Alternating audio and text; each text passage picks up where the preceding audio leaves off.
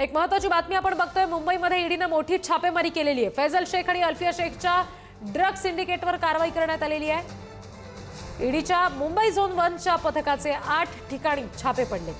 दोघांनी अंमली पदार्थांच्या विक्रीमधून मोठ्या प्रमाणात पैसा कमवला आणि तो पैसा मनी लॉन्ड्रिंगच्या माध्यमातून फिरवल्याचा संशय आहे।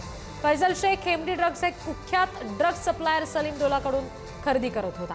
सलीम डोला हा ड्रग्स तस्करीच्या जगातील मोठं नाव आहे आणि त्याच्यावर आधीपासूनच अनेक गुन्हे सुद्धा दाखल आहेत। एनसीबीने सलीम डोलाच्या अटकेसाठी बक्षीस जाहीर केलेलं आहे।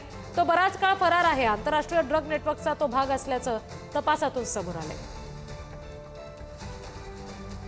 महत्त्वाची बातमी आपण बघतोय।